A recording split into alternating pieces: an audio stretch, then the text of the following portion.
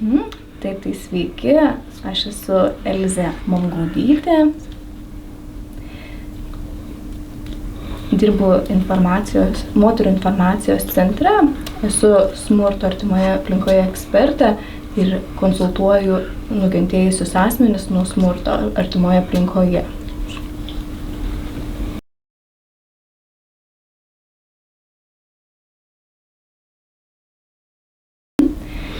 Taip, tai mūsų centras vykdo specializuotos kompleksinės pagalbos pareigas, todėl kreiptis gali tikrai ne tik moteris, bet ir vyrai, kurie patiria smurtą artimoje aplinkoje.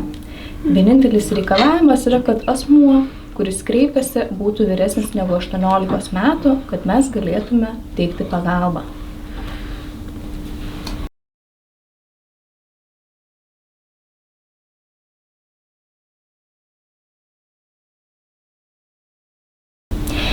Taip, tai konsultantas pirmiausia suteikia visą aktualią informaciją apie situaciją ir kaip ją galima įveikti. Tai vykdo informacijos paslaugą, taip pat konsultacijos paslaugą, kas yra išklausymas ir emocinis palaikymas. Tuo pačiu jisai padeda sukurti pagalbos planą ir gali toliau nukreipti mūsų psichologų ar teisininkų pagalbai. Taip pat yra galimybė vykdyti palydėjimo paslaugas, jeigu yra toks poreikis. Tai kurtiesiems tai tikrai gali būti aktuali pagalba, kadangi tai jau yra žmogus, kuris žino jų istoriją ir gali padėti jį perteikti kitiems specialistams ir kitoms instancijoms.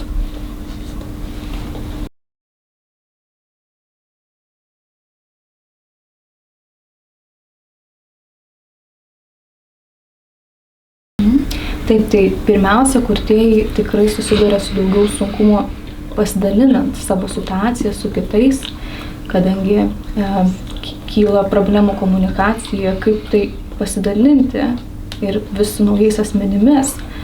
Todėl šioje situacijoje konsultantas tikrai gali padėti supaprastinti šitą procesą, būti ne tik palaikytojų, bet ir galbūt kurčiojo asmens balsu.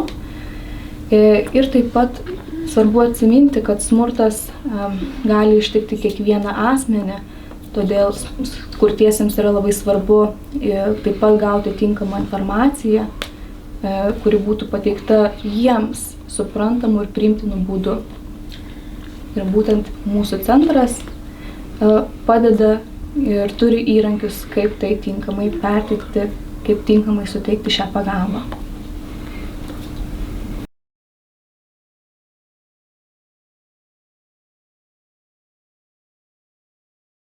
Taip, tai pirmiausia, mūsų konsultacijos gali vykti tiek gyvu, tiek nuotoliniu būdu.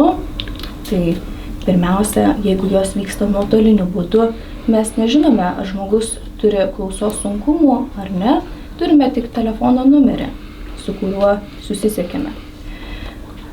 Tuomet, kai paskambiname šiam asmeniui, pirmiausia, mūsų skambutis yra nukreipiamas į gestų kalbos vertimų centrą, kur po to skambutis yra peradresuojamas būtent asmeniui, kurį mėginame pasiekti.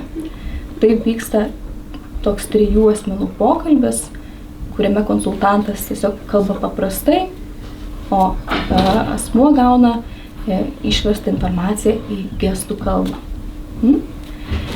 Gyvų konsultacijų metu programėlėje yra pasirinkimas gyvam susitikimui, todėl skambučio nereikia, tiesiog yra pastatoma planšetė, kurioje matomas gestų kalbos vertėjas. Ir jis viso pokalbio metu gyvai ir vertėjauja.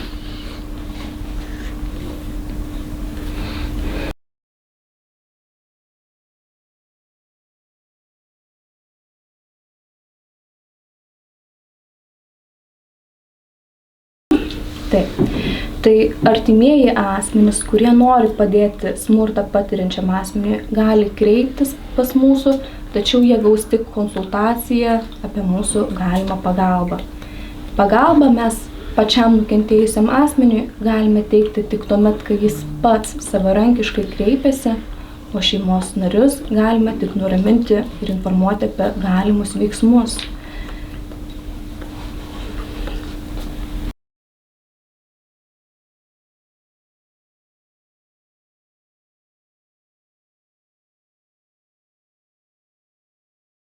Taip, tai pokalbio metu su mūsų klientais tikrai yra išlaikomas konfidencialumas.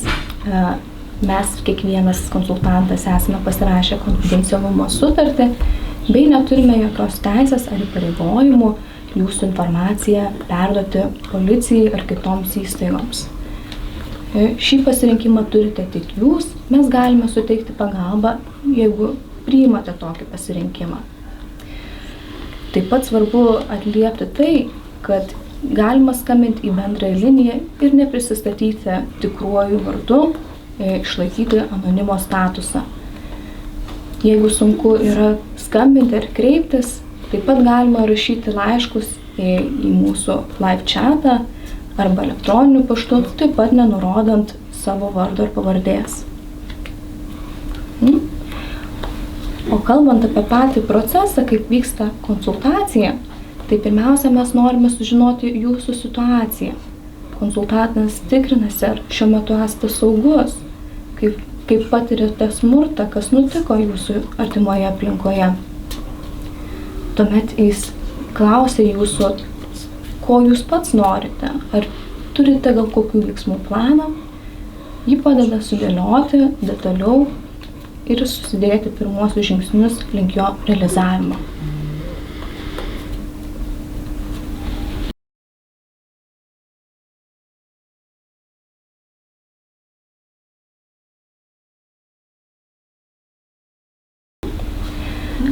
Būtent mūsų centras dirba nuo 9 iki 5 valandos kiekvieną darbo dieną. Tai pagalba yra teikiama šiomis valandomis, kadangi mūsų pagalba nėra skubi, tai nėra, kad mes gelbėjame gyvybę čia ir dabar, o jeigu tokia rizika yra ir tokios skubios pagalbos reikia, tai žmogus turi kreiptis į 112.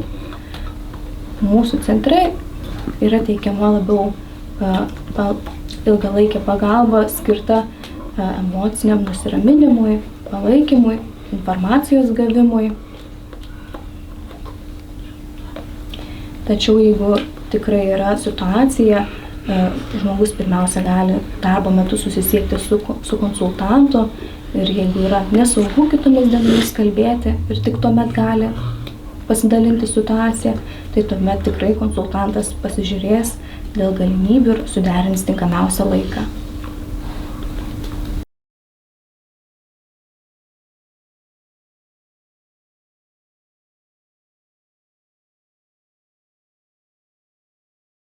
Taip, tai smurtą tikrai yra sunku atpažinti, kadangi labai retai smurtas prasideda nuo fizinių veiksmų.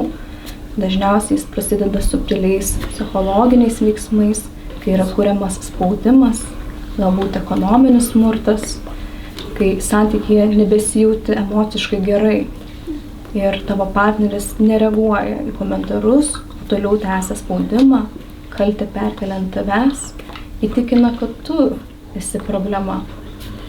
Tai padaro tikrai sunkią situaciją smurto atpažinimui ir reikalingas pokalbis su kitais, kurie iš šono galėtų padėti atpažinti, kad šie psichologinio smurto kad čia ir yra psichologinio smurto požymiai.